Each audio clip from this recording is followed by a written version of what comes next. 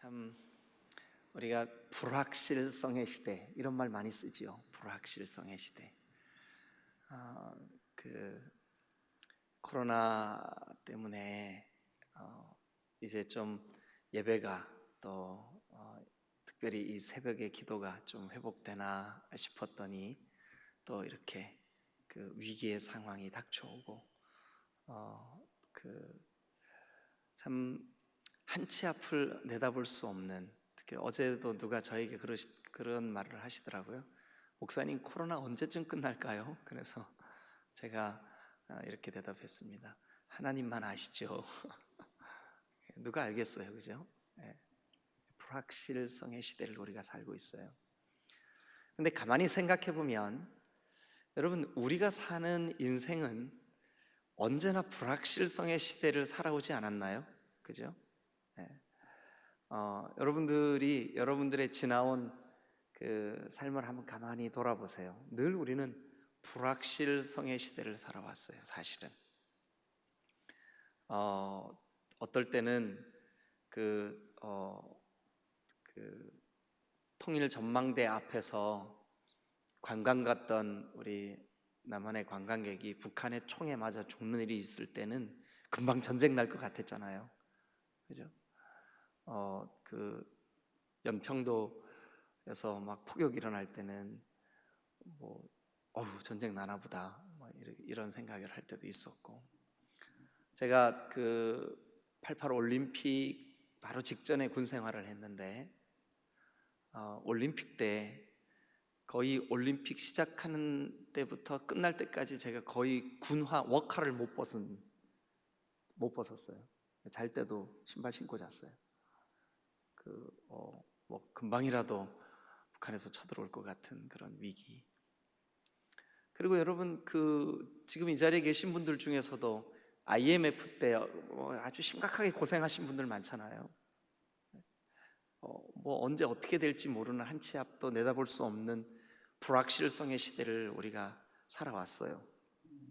근데 이것이 대한민국이라고 하는 이 거대한 공동체만 그런 게 아니라 우리 개인도 사실은 그러지 않았나요? 그죠? 내일 일을 알 수 없는 그런 불확실성의 시대를 우리가 살아왔습니다. 그래서 말도 안 되는 무당들한테 그 나라의 지도자들이, 대통령 후보로 나온 사람들이 가가지고 점쳐달라 그러고 복채를 막 수억씩 갖다 주고,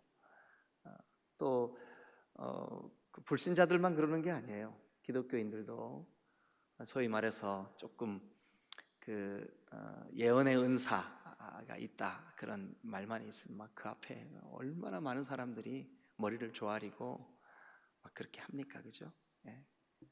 외국에서 거짓 선지자인지도 모르고 외국 사람이 와가지고 한국에서 예언 집회 한다 그러면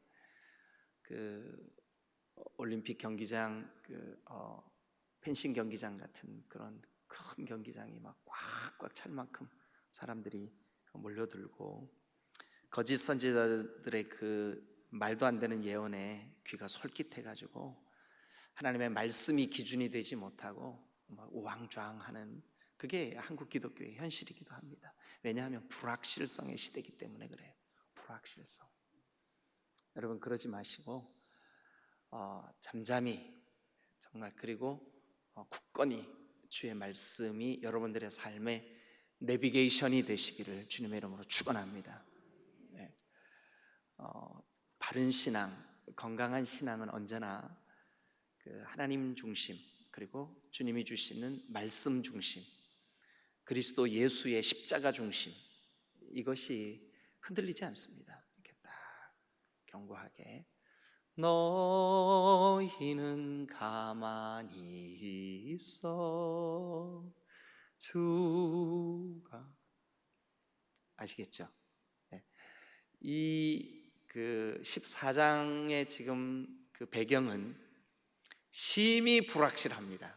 왜냐하면 출애굽을 딱 했는데 하나님이 지금 백성들이 기대하고 원했던 것은 다시 한번 보세요. 여기가 애굽, 여기가 이스라엘 백성들이 가야 할 가나안. 이렇게 가면 10하루길이에요. 10하루. 나중에 신명기에 보면 10하루길이라고 나와요. 실제로 지도를 보면, 여러분 지도 잘 안 보이실 텐데, 저 지도를 보면 그냥 쭉 가면 돼요.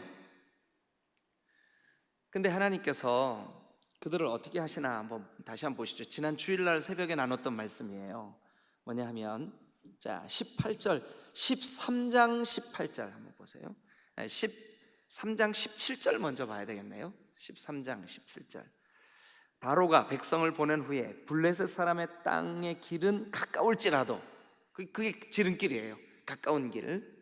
그게 이제 제가 주일날 설명드릴 때 바닷가를 끼고 해안길로 쭉 올라가는, 지중해 바다를 끼고 쭉 올라가는, 지금도 마찬가지입니다. 그 길은 가깝고 쉽고 편해요. 근데 거기 성경을 보세요.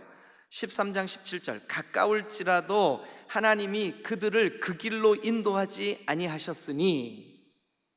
그러니까 가깝고 지름길이고 편하고 이게 좋은 길이 아니에요. 이게 우리가 생각할 때는 지름길로 가야지. 그러나 그 길이 결코 좋은 길이 아닙니다. 하나님이 어떻게 하시냐 하면 18절 한번 보세요. 그러므로 하나님이 홍해의 광야길로 돌려 그랬죠. 그죠? 지름길이 아닌, 자 저를 한번 보세요. 여기에서 이렇게 가야 지름길인데 이렇게 돌리는 거예요. 이렇게 돌리는 거예요. 근데 그 길이 어떻게 생겼냐 하면요, 이제 그 홍해 바다가 이렇게 생겼습니다. 근데 그 홍해 바다에 이렇게 생긴 요 구석으로 몰아가시는 거예요. 하나님이 몰아가시는 거예요. 여러분들의 인생 속에서도 하나님이 그렇게 내 삶을 몰아가시는 것 같은 느낌을 가지실 때가 있지 않으셨어요? 네. 영상으로, 이게 지금 충주 비전교회 성도들도 이 영상 보는 분들이 몇 분 계실 것 같은데, 제가 이런 말씀 드려서 죄송합니다. 제가 그 디딤돌교회 청빙을 받고 저 아내와 제가 하나님이 몰아가시는데요, 이 걷잡을 수 없더라고요. 제가 어떻게 할 수가 없어요. 막 몰아가시더라고요. 제 인생 속에 하나님이 저를 막 몰아가시는 것들을 여러 번 경험해요. 근데 그 길이 돌아가는 길 같고 내가 생각할 때 상식적이지 않은 길 같아요. 왜냐하면 지름길이 있는데 왜 그렇게 돌아가게 하시지? 그런데 여러분, 지름길보다 하나님이 돌리시는 길이 훨씬 안전합니다. 왜 그러냐? 하나님이 함께 계시니까. 지름길보다 하나님이 돌리시는 길이 훨씬 옳은 길입니다. 왜 그러냐 하면, 우리는 지름길로 가면 내가 했다고 생각합니다. 지름길로 가면 내가 판단하고 내가 선택하고 내가 그 길로 갔어, 그래서 내가 잘 간 거야. 왜냐하면 내가 지름길이라고 생각하는 길이니까. 그러나 하나님께서는 우리를 이 불확실성의 시대에 돌리십니다. 예수 믿는데 예수 안 믿는 사람보다 더 고단하게 하실 때도 있어요. 예수 믿는데 예수 안 믿는 사람보다 더 불안감이 생길 만한 일들이 있을 수가 있어요. 건강에 어려움이 있다든지 여러 가지 어려움들이 있을 수 있어요. 여러분, 그거 이상한 일 아닙니다. 예수 믿는 사람도 교통사고 당하고, 예수 믿는 사람도 암 걸릴 수 있고, 예수 믿는 사람도 얼마든지 하나님께서 그 인생을 돌리실 수 있어요. 그러나 똑같이 병상에 있다 할지라도 예수 있는 인생과 예수 없는 인생은 근본이 달라요. 예수 있는 인생은 하나님이 그 길을 돌리시는 것 같지만 결국 하나님이 손 붙잡고 그 길을 같이 가주실 줄로 믿습니다. 그게 근본적인 차이예요. 자, 그런데 14장 1절, 여호와께서 모세에게 말씀하여 이르시되, 모세야, 이스라엘 자손에게 이렇게 가서 명령해라. 너희들이 지금 쭉 가고 있는 그 길을 돌이켜, 이제 지금 그 숲곳에서 발행해서 쭉 가는 길이 쭉 가다가 이게 자 보세요. 여기 이제 애굽이에요. 애굽. 그리고 여기 이제 가나안이에요. 그런데 하나님이 이렇게 쭉 출애굽시켰어요. 이렇게 쭉 가다가 돌이켜서 이쪽 방향으로, 그러니까 가나안하고 좀 더 멀어지는 길로 가게 하시는 거예요. 2절이 그거예요. 돌이켜 180도로 방향을 바꾸어 바다와 믹돌 사이에 비하히롯, 이게 이제 말이 좀 어렵죠, 그죠? 그런데 제가 간단하게 소개드리면 바다가 이렇게 생겼어요. 이렇게. 근데 그 바다 사이로 바다가 이렇게 무슨 그 짐승 그 토끼 귀처럼 이렇게 생겼어요. 근데 그 사이로 이렇게 백성들을 몰아가시는 거예요. 그러니까 여러분, 바로가 볼 때는 야, 저놈들 봐라, 바보같이 스스로 광야에 갇히네. 왜냐하면 이게 바다가 이렇게 있고 광야가 이렇게, 그러니까 글로 몰아가는 거예요. 그 갇히는 곳으로. 3절에 그 얘기가 나와요. 바로가 이스라엘 자손에 대하여 말하기를 그들이 그 땅에서 멀리 떠나 광야에 갇혔구나, 이제 도간에 든 쥐구나, 잘됐다 이놈들, 이제 우리가 가서 공격만 하면 끝났다 이제. 왜냐하면 뒤에는 바다가 기다리고 있고 앞에는요 이렇게 바다가 가로막고 있어요. 광야가 갇혀 이렇게 가둬버렸어요. 바로가 이제 야, 이놈들 잘난 척하고 막 뭐 별일을 다 하더니 광야에 갇혔구나. 여러분, 우리도 우리의 삶 속에 이러지도 못하고 저러지도 못하고 홈짝달싹 못하고 갇힐 때가 많아요. 갇힐 때가 많아요. 여러분, 그런 느낌이 들 때 우리가 어떻게 해야 될까요? 아니, 하나님께서 모세한테 모세야, 백성들에게 말해라, 이렇게 이렇게 이렇게 해라. 어떻게 해야 할까요? 오늘 14장에 있는 이 말씀을 하나하나 꼼꼼하게 다 살피면 좋겠지만 이 새벽에 간단하게 결론을 먼저 말씀드릴게요. 어떤 말씀이 기다리고 있냐면 홍해바다 갈라집니다. 상상도 못했던 일이에요. 아니, 어떻게 상상을 할 수 있습니까? 홍해바다가 갈라질 줄이야. 그죠? 이 사건이 어떤 과학자들에게는 이게 신화 같은 이야기예요. 바다가 어떻게 갈라져? 예? 신화 같은 이야기예요. 뭐 사람들이 합리적으로 이것을 좀 한번 풀어보려고 별 얘기들을 다 했습니다. 그 붉은 바다, 홍해라고 하는 말이 마침 그 히브리 말로 이게 갈대숲이라고 하는 말하고 아주 발음이 유사합니다. 근데 여러분, 아닙니다. 다릅니다. 실제로 홍해바다 갈라졌습니다. 그 컴퓨터로 이 고고학이 연구되어지는 현대 사회가 되어서야 비로소 홍해바다 안에 바다 깊은 심해를 발굴하는 작업들도 이루어지고 했습니다. 근데 놀랍게도 이 유적들이 발견이 됐어요. 그러니까 이거는 그냥 우리 현대 그리스도인들에게 믿음의 스토리지 이게 신화의 스토리가 아닙니다. 사람의 머리로 뭐 이게 그랬을 거야, 이랬을 거야, 아니요, 그냥 있는 그대로 바다 갈라졌구나 이렇게 믿으시길 축원합니다. 바다 갈라졌어요. 근데 바다가 갈라지는 사건이 백성들을 거기로 몰아가지 않으면, 백성들이 사방이 딱 가로막혀서 저 뚫려 있는 곳에는 바로의 군대들이, 그리고 뒤에는 홍해 바다가 완전히 가로막고 서서 그들을 궁지로 몰아넣지 않으면 홍해 바다 안 갈라집니다. 갈라질 필요가 없죠. 여러분들의 인생도 마찬가지입니다. 완전히 어떻게 해야 될지를 모르는 그런 상황 속에 있을 때, 여러분, 사실은 이 14장 안에 하나님께서 너희가 그 바다와 바다 사이에 갇혀있는 광야에 딱 갇혀있는 그 상태에서 어떻게 해야 될지를 모세를 통해서 말씀해 주시는 이 결론이 뭐냐 하면 홍해 갈라지는 사건이에요. 그래서 우리 그 장면을 한번 보고 이제 우리가 어떻게 해야 되는지 같이 한번 보죠. 21절 한번 가보세요. 21절.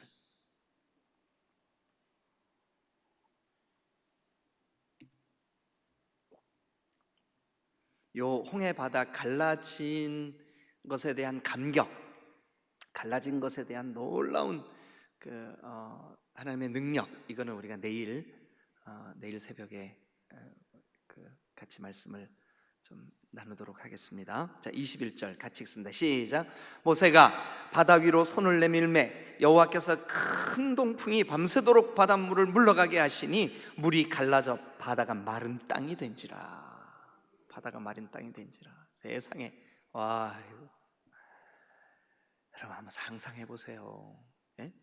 그들 앞에 떡 버티고 있던 바다가 갈라져서 200만 명이나 되는 사람들이 마른 땅 지나듯이, 야, 정말 기가 막히지 않아요? 그런데 그 역사가 일어나기 직전에는 어땠냐 하면 불확실성의 시대 정도가 아니라 정말 죽었구나, 나 죽었구나, 이런 생각이 드는 상황이었었어요. 왜냐하면 바로의 군대들이 지금 턱 밑까지 쳐들어왔습니다. 뒤에는 홍해 바다가 떡 버티고 있습니다. 이거는 뭐라고 표현할 수 없어요. 진퇴양난, 설상가상, 뭐라고 어떻게 할 수가 없어요. 초등학교 5학년 아이들이 이제 한문을 좀 배웠나 봐요, 선생님한테. 그래가지고 이제 한문을 시험을 보게 됐는데 사자성어 한문으로 쓰는 게 아니라 그냥 한글로 써봐라 하고 시험을 보게 됐어요. 그 시험 문제가 뭐냐 하면 엎친 데 겹친 어려움, 이걸 사자성어로 한번 써봐라. 이제 선생님이 애들이 잘 못 쓸까봐 힌트를 주려고 설, 네모, 가, 네모, 뭐죠? 설상, 가상, 그죠? 그래, 한 아이가 시험을 보는데 고민이 생긴 거예요. 생각이 안 나는 거예요. 뭐지 이게? 고민하다가 엎친데 겹쳐? 옳지, 이거구나. 설사가 또 이렇게 썼어요.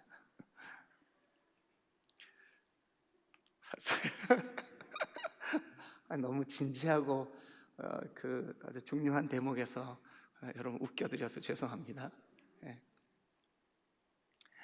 이거 우리가 그냥 성경으로 보니까 그렇지 백성들 입장에서 볼 때 얼마나 기가 막히겠어요. 막 10가지 재앙이 몰아쳐가지고 출애굽하기는 했는데 바로의 군대들이 턱 밑까지 쫓아왔어요.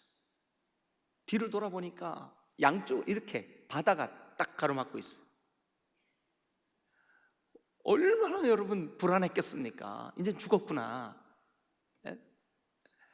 모세가 하나님 앞에, 여러분 만약에 이 모세에게 하나님께서 바로에게 가서 지팡이 던져봐라, 바로에게 가서 재앙을 내려라, 10가지 재앙을 경험하지 못했다면 모세도 아마 이 순간 우왕좌왕했을 거예요.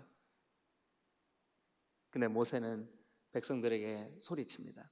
여러분 좀 제발 가만히 좀 있으시오. 가만히 좀.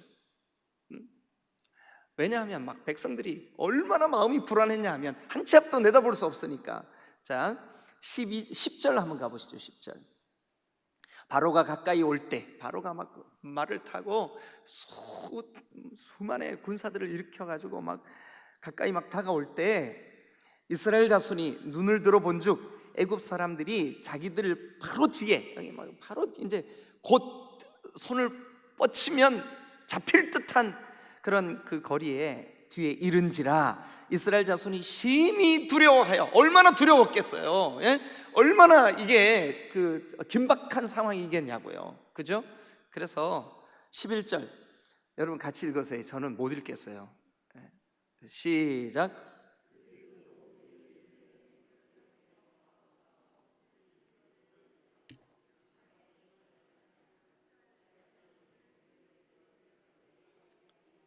아니 백성 입장에서 이렇게 하겠어요? 안 하겠어요? 하죠. 모세, 우리가 말이지 애굽에서 죽으면 파묻어 줄 매장지가 없어서 끌어냈냐? 이거 지금 광야에서 죽게 하냐? 지금 바로의 군사들은 턱밑까지 쫓아왔고 뒤에는 홍해 바다가 이렇게 V자로 이렇게 완전 가로막고 있고 우리는 광야에 갇혔다. 이게 지금 꽁꽁 갇혔다. 여기서 죽이려고 우리를 데리고 왔냐. 막 모세를 향해서 막 죽일 듯이 삿대질을 하고 막 고함고함 지르고 원망하고 불평하고. 여러분, 백성들 이해돼요, 안 돼요? 이해되죠. 아마 대한민국 사람이라면 이거보다 더 했을걸요? 그나마 이스라엘 백성들이니까 이 정도지. 그때 우리가 저와 여러분들의 삶 속에 어떤 긴박한 상황이 딱 닥쳤을 때 우리가 어떻게 해야 될지에 대한 중요한 하나님의 제시하심, 그게 오늘 여기 성경에 기록이 되어 있습니다. 간단하게 요약해드리고 내일 또 이어서 말씀을 좀 드리도록 하겠습니다. 자, 13절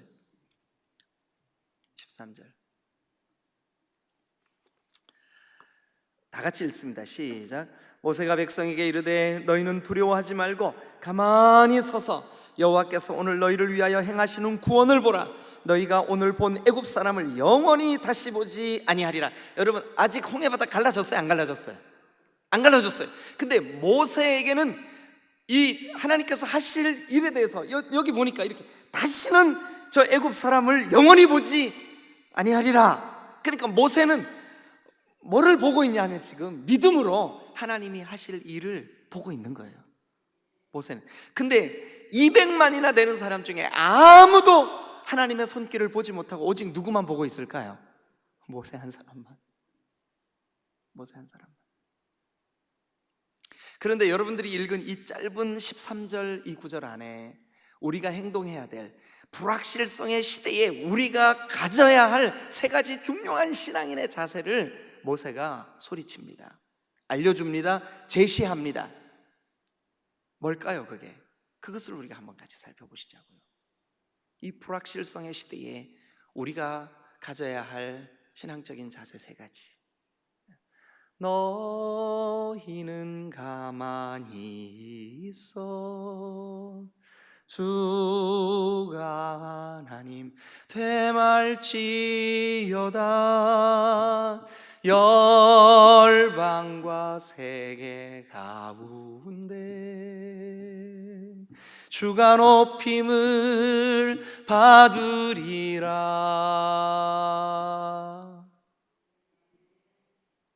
모세가 백성들에게 큰 소리로 이렇게 외칩니다. 자, 모세가 백성에게 이르되, 첫 번째, 너희는 두려워하지 말라. 너희는 두려워하지 말라.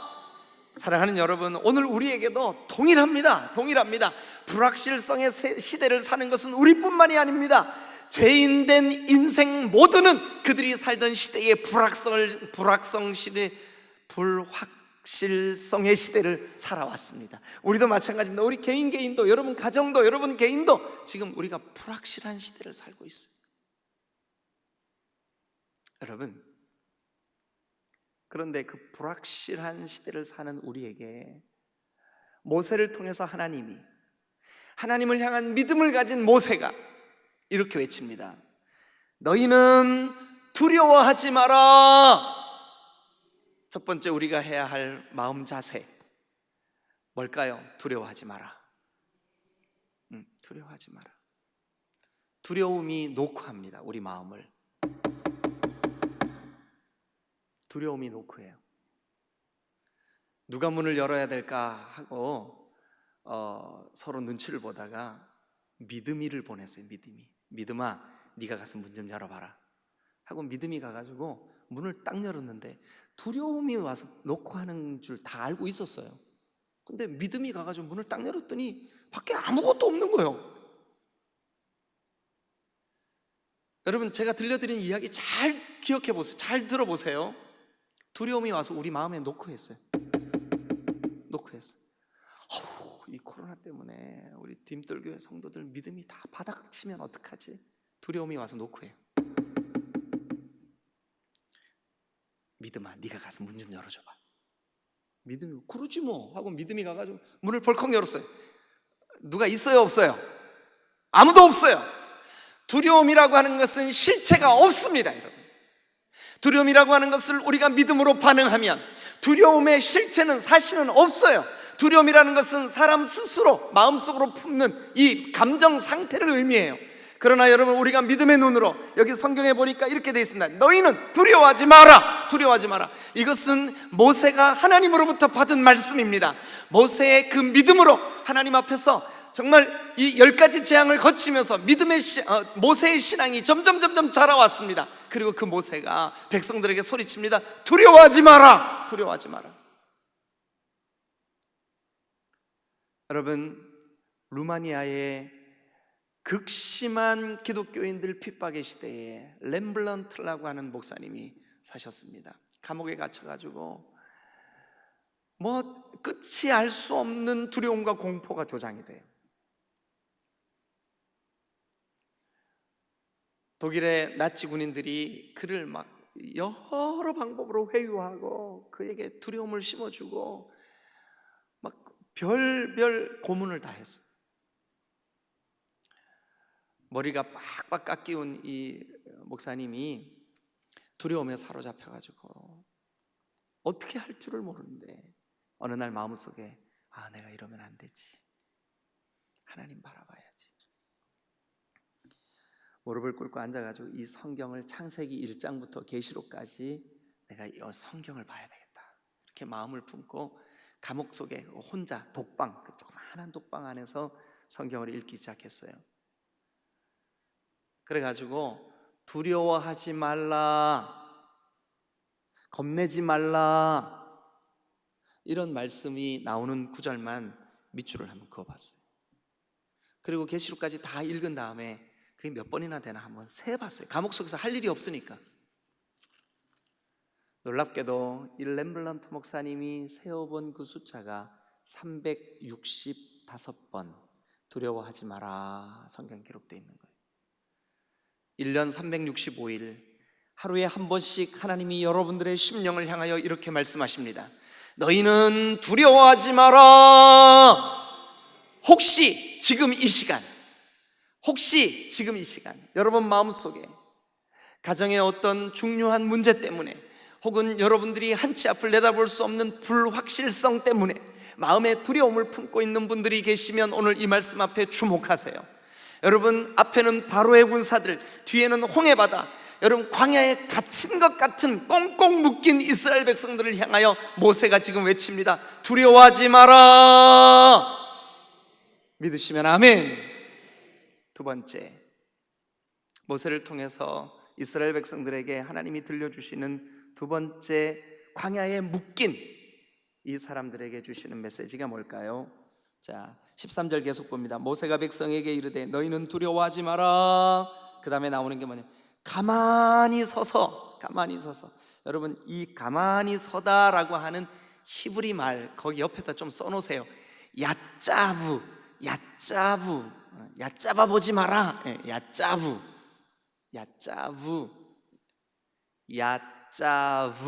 이렇게 쓰세요. 그런데 그 얕잡우의 원래 의미가 뭐냐 하면 굳건히 서 있어라. 튼튼히 서 있어라.